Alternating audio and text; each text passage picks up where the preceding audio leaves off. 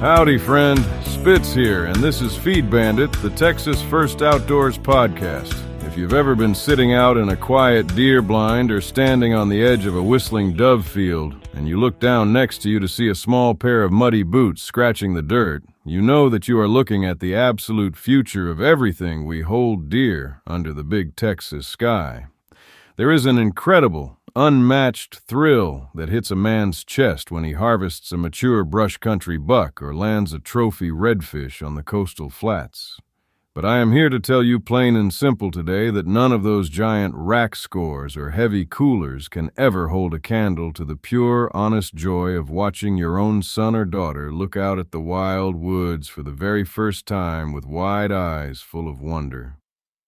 Introducing the next generation to the field isn't just a fun way to spend a cool autumn morning. It is a sacred, holy duty that belongs to every single true outdoorsman in the Republic.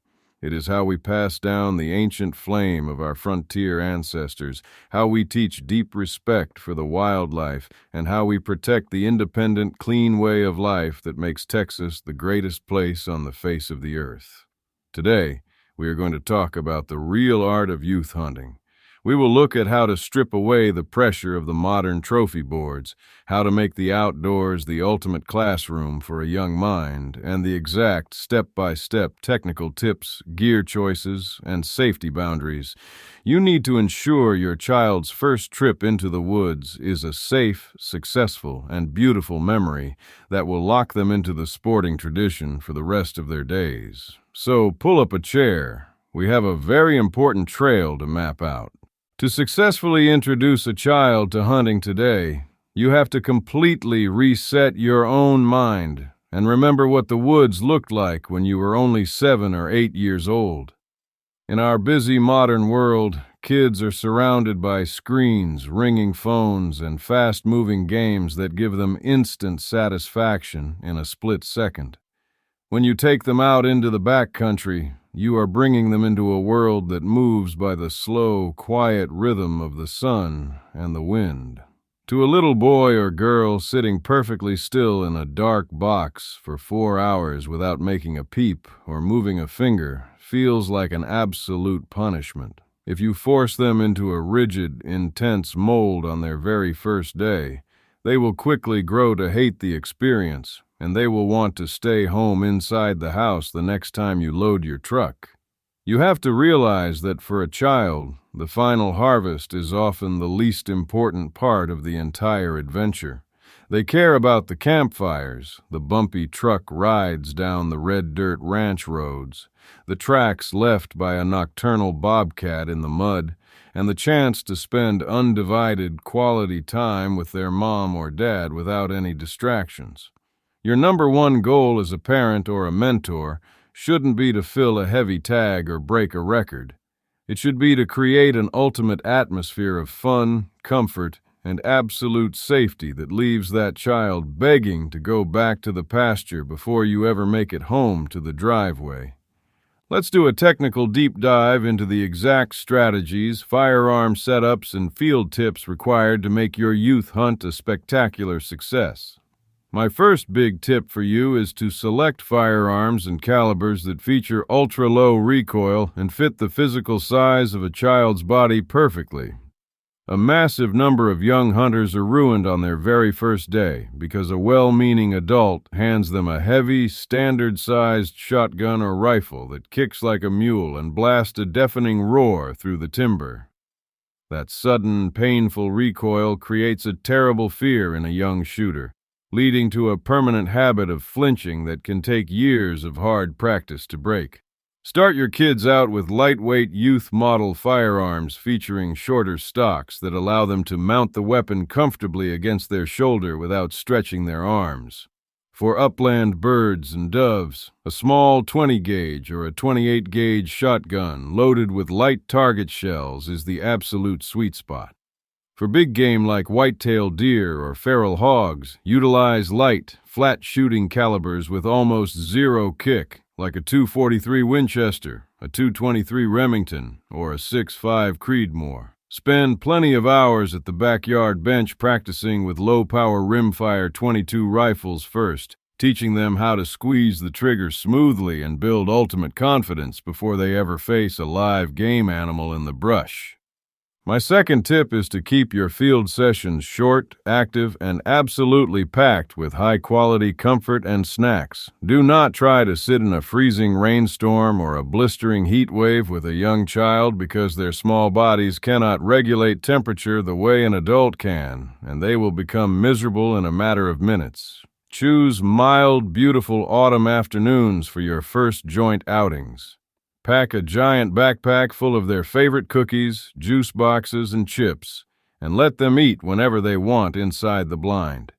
Even better, turn the scouting trip into a live game of Wood Scout exploration. Hand them a small pair of binoculars or a digital camera and give them the official job of being the chief wildlife spotter. Let them look for the colorful cardinals in the brush, count the squirrels climbing the oak trunks, and read the simple tracks in the red dirt lane. By keeping their minds active and their bellies full, you ensure that the blind stays a place of joy, laughter, and high energy instead of a silent prison. My third tip is to establish an unbreakable zero-tolerance standard for the laws of firearm safety from the absolute second you touch a gun case. Kids watch movies and play video games where firearms are handled carelessly, so you must teach them that out in the real world, a weapon demands ultimate discipline and holy respect. Before you ever load a single live shell, practice the core rules of gun safety until they can repeat them in their sleep. Show them how to always keep the muzzle pointed in a safe direction, either straight up into the clouds or down at the bare dirt, and teach them that the safety switch stays clicked to the on position until the rifle is rested solidly on a shooting stick and they are looking directly at a legal target through the scope glass. Most importantly, under our proud Texas guidelines, make sure your child takes an official hunter education safety course as soon as they reach the legal age, and always stay within arm's reach of them in the blind so you can immediately assist them with the mechanics of the firearm if their hands get cold or nervous. My fourth tip is to celebrate every single small milestone and unique learning experience with ultimate praise and validation. In the grand design of the outdoors, things do not always go according to our perfect plan. A sudden shift in the wind might scare away a buck, a shot might go wide into the dirt, or a covey of quail might rise before you are ready. When a mistake happens, and mistakes will happen, never raise your voice or show frustration to a child. Use the moment as a beautiful teaching lesson in sportsmanship and resilience. If they make a clean shot on a rabbit, a squirrel, or a first young doe, make a giant deal out of the achievement. Bring them along to look at the tracks, show them how to treat the harvested animal with ultimate dignity, and teach them the clean, traditional art of field dressing the meat with care so they understand the proud honor of being a provider for the family table. Passing down the hunting tradition to our children is the absolute most important work we will ever perform as outdoorsmen, because it ensures that the wild, independent soul of Texas will survive long after our own boots have left the trail. When you take a child into the field, you are teaching them lessons that a school textbook or a computer screen can never duplicate. You are showing them how to sit in quiet contemplation with their own thoughts, how to be patient when success takes time, and how to appreciate the spectacular design of the natural world.